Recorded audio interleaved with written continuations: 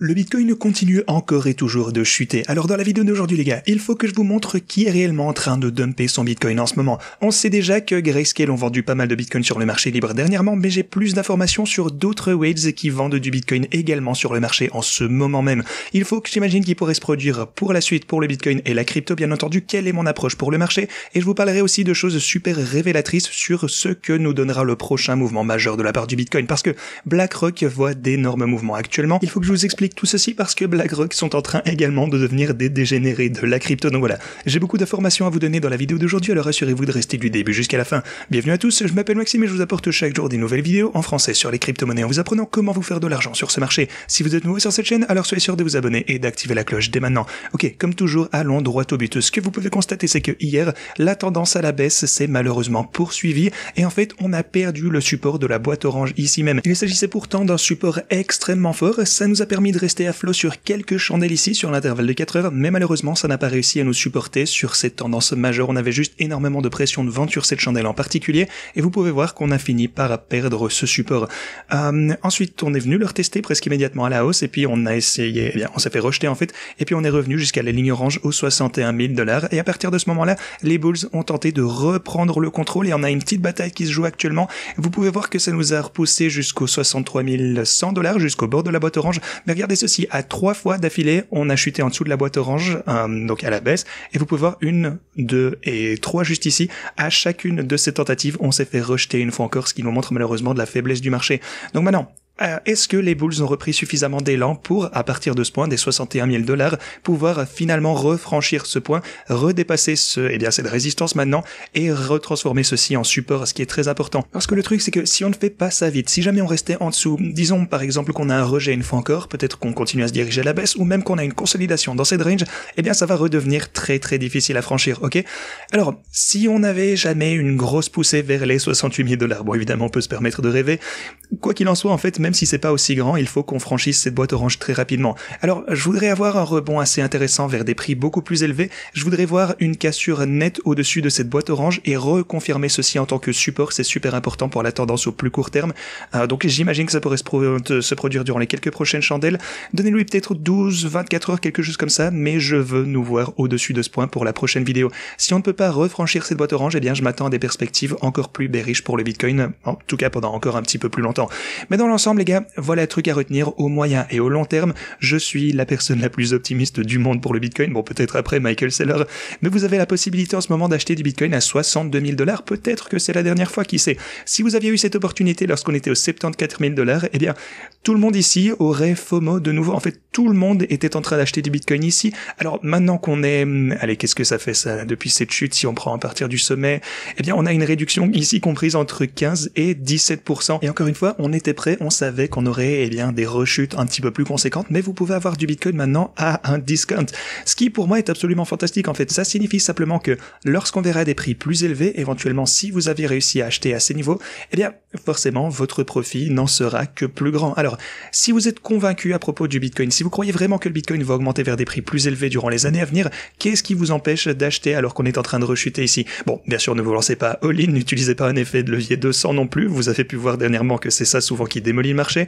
À un moment donné, même si vous avez raison, disons qu'on monte, je sais pas moi, 1 million de $ par Bitcoin, eh bien, si vous prenez des positions imprudentes, si jamais on a un tout petit dip juste avant la remontée, eh bien, vous vous faites liquider et vous perdez tout. Et puis, à mesure que, eh bien, encore monte, vous voyez tout le monde qui poste des trucs en vert sur Twitter, donc vous pourriez toujours avoir eu raison, mais si vous n'utilisez pas une bonne gestion de vos risques, eh bien, vous pouvez toujours vous faire démolir. Soyez toujours super prudent avec l'effet de levier, s'il vous plaît, ne faites pas tapis non plus à un moment donné, parce que, eh bien, on pourrait descendre toujours un tout petit peu plus bas, donc c'est mieux d'accumuler à un petit peu partout, en fait, de tous les niveaux. C'est ce que je fais actuellement jusqu'à ce qu'on voit des prix plus élevés à nouveau.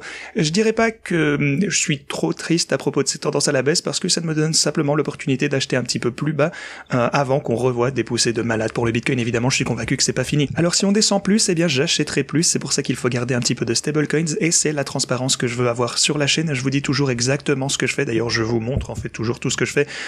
Et même pour les stratégies de trading ici, elle est en baisse de 26 000 $. Vous pouvez le voir, donc ça accumule évidemment pas mal. mal de bitcoin en descendant. Mais quoi qu'il en soit, je ne m'en fais pas, c'est juste malheureusement une petite perte de temps, mais je suis bien sûr convaincu qu'on va avoir des prix beaucoup plus élevés, donc tant que je ne me fais pas liquider, soyez toujours sûr d'utiliser de la marge, je ne m'en fais pas. Si on descend plus bas, j'en achèterai plus, mais voilà le truc, cette stratégie de trading se situe actuellement en dehors de sa fourchette, elle ne trade donc plus pour moi. Il faudra attendre qu'on revienne au moins jusqu'aux 68 500 $ pour que cette stratégie recommence à trader et à réaliser des millions. Alors on verra bien quand ça va se passer, de toute façon je vous le dis toujours, ce n'est qu'une question de temps, je vous tiendrai au courant sur la chaîne comme toujours, mais comme je vous le disais, première chose, chaque chose en son temps en fait, il faut dépasser les 63 000 $ pour voir comment on va pouvoir réévoluer. Maintenant, prenons un petit peu les graphes au plus court terme du Bitcoin. Encore une fois, il s'agit d'un graphe vraiment au long terme. Ce que vous pouvez voir ici, c'est que le halving approche quelque part ici, vers le niveau de la ligne verte. Donc, on va avoir le halving. Alors, on a déjà surperformé largement par rapport au marché précédent. Je pensais qu'on allait situer quelque part dans cette zone, et vous pouvez voir que mon estimation était qu'on serait quelque part aux alentours des 55 600, ok? Alors qu'on approchait du halving. Maintenant, il s'agit d'un graphe que j'ai créé il y a plusieurs années, je pense maintenant, peut-être que vous vous en souvenez. Donc, jusqu'à présent, les choses se sont plutôt pas mal passées. Le seul truc, c'est qu'on a, grimpé beaucoup plus haut que ce à quoi je m'attendais. Donc, on constate un léger pullback, ce qui est tout à fait normal. Mais à part cette petite différence comparée à ce à quoi je m'attendais, j'exécute toujours mon plan comparé à ceci. Et n'oubliez pas, encore une fois, si vous avez regardé ma vidéo d'hier, si vous avez regardé mes vidéos, plusieurs fois au cours des quelques dernières semaines, en fait, vous savez que à chaque fois qu'on approche de notre précédent all-time high, comme vous pouvez le voir ici, par exemple, juste là, on a réatteint notre ATH, c'est la même chose une fois encore, c'est exactement la même chose qu'on a eu en 2020 également, on a un pullback. Lorsqu'on approche du sommet historique, qui était ici aux 20 000 $, on l'approche juste ici, on a connu des reculs. À chaque fois, c'est normal que ces niveaux importants nous rejettent. Donc tout va bien, tout se passe toujours comme prévu. Si jamais aujourd'hui les marchés traditionnels ne vont pas si mal, en fait, ils latéralisent, ils remontent un peu. Donc le dump que vous voyez actuellement n'a rien à voir avec les marchés traditionnels. Alors, d'où vient cette pression de vente? C'est principalement, à ce stade, vous le savez, Grayscale, et d'ailleurs, il faut que je vous montre quelques autres entités qui contribuent. Mais hier encore, on a eu un dump de Grayscale de 443 millions de dollars en Bitcoin. Et voilà le truc, hier, c'était encore une fois la plus grosse sortie de capitaux de l'histoire des ETF Bitcoin. Mais alors, pourquoi est-ce qu'on voit ce genre de pression de vente? Déjà forcément, on a beaucoup de dumping sur le marché libre, mais non plus, on n'a pas eu beaucoup d'argent qui est arrivé cette fois, qui est entré dans BlackRock. Ici, c'était le jour le plus bas pour les afflux d'argent dans l'ETF BlackRock, seulement 75 millions de $, et également 40 millions de $ pour Fidelity, ce qui est quand même plus élevé que la veille, mais quand même à un niveau assez bas, qu'on se le dise. Ok, donc non seulement on a la vente de la part de Grayscale, mais certains utilisateurs qui utilisent BlackRock ainsi que Fidelity également ont à tout le moins n'ont pas acheté autant qu'ils le font d'habitude, ce qui est malheureux bien entendu, mais ça devait arriver. C'est un petit peu de là que vient la plupart de la pression de vente, mais regardons ceci également, parce que ce que vous pouvez y constater, c'est l'offre des mineurs on-chain. Alors grosso modo, quelle quantité de Bitcoin les miners sont en train de holder? Vous pouvez voir qu'il se situe à un niveau très bas, essentiellement le niveau le plus bas qu'on a pu constater depuis des années, ce qui joue aussi en notre défaveur. Ça signifie que les Bitcoins que les mineurs possédaient auparavant, qu'ils ont gardés dans leur wallet, où sont-ils passés? Une partie est passée sur des bureaux OTC, une partie a été consacrée à la vente, donc les mineurs bien entendu essayent maintenant de se préparer pour le halving, ils vendent leur Bitcoin, c'est ce qu'on appelle du hedging, donc ils font des choses différemment bien sûr, ça a également un effet important sur le marché. Mais comme je vous le disais encore une fois, pas de quoi s'inquiéter, tout se présente, en fait il n'y a rien d'inhabituel ici, et d'ailleurs sur les métriques de support on-chain, vous pouvez voir, attendez là je vais vous le montrer ici, vous pouvez voir qu'on a 805 000 adresses qui ont acquis plus de 466 000, et encore une fois pas 466 000 $, des bitcoins, 466 000 bitcoins à ce niveau, et vous pouvez voir que c'est vraiment un gros chiffre, donc c'est aux alentours des niveaux, donc oui, grosso modo vers les 61 000 $. Alors autour des 61 000, on sait qu'il y a généralement beaucoup d'activités, on en avait déjà parlé, beaucoup de personnes achètent du bitcoin à ce stade, donc ce sera un gros niveau de support également. Non seulement on a la ligne orange que vous avez ici, on a toutes les données on-chain qui nous montrent qu'on a un support vert ici, donc tout va bien, en tout cas ça nous montre un appétit sain comme c'était dit dans le tweet. Mais passons maintenant à autre chose, je voudrais parler des altcoins. Durant cette semaine, les altcoins ont largement chuté, c'est vraiment un bain de sang absolu, mais si on regarde maintenant le journalier, vous pouvez voir qu'on a un rebond assez décent, vous pouvez voir EPP, Bank, on a Phantom aussi, ça fait longtemps qu'on en a plus entendu parler, mais il voit de super résultats. Mais ce qui est surprenant, c'est pourquoi les altcoins ont connu une si belle reprise. La première chose que vous devez déjà comprendre, c'est que les altcoins ont connu un dumping de malade, certains ont chuté de 50%, donc bien évidemment, on aura une certaine réaction lorsque ça commence à se retourner, consommer, beaucoup de personnes veulent en accumuler, mais regardez ça aussi les gars, BlackRock utilise désormais la blockchain pour des fonds d'investissement tokenisés, c'est absolument incroyable. En fait, ce que ça veut dire, pour faire simple, en tout cas, ce que j'imagine qui risque de se passer ici, c'est qu'ils vont utiliser, ces fonds d'investissement on-chain, ils vont l'utiliser, comme jeton, en fait tokenisé, pour potentiellement utiliser des altcoins sur la chaîne. Alors, je sais pas exactement très bien comment ça va fonctionner, c'est un petit peu complexe, mais ils ont, déposé une candidature pour ça, donc BlackRock s'implique plus que jamais dans la crypto. Est-ce qu'on veut ça? Est-ce que c'est une bonne? Est-ce que c'est une mauvaise chose? Je pense qu'on le saura très bientôt. Mais pour nous qui sommes en avance en ce moment, rappelez-vous que BlackRock va juste donner accès à la crypto à la majorité des personnes. Comme ils l'ont fait en fait avec le TFE Spot pour le Bitcoin, la grande majorité des personnes dans le monde y auront dès leur accès. En ce moment, on est toujours, vraiment cette petite bulle ici, on est toujours cette petite clique de personnes, vous et moi, qui avons accès à la crypto déjà, qui la comprennent déjà réellement, ou alors qui sont prêts à l'apprendre bien sûr. Mais ensuite, quand BlackRock va dire, ok, vous voulez des altcoins, vous voulez acheter n'importe quoi, voilà 50 altcoins en un seul jeton, vous pouvez l'acheter on-chain, si vous le souhaitez, faites ce que vous voulez avec.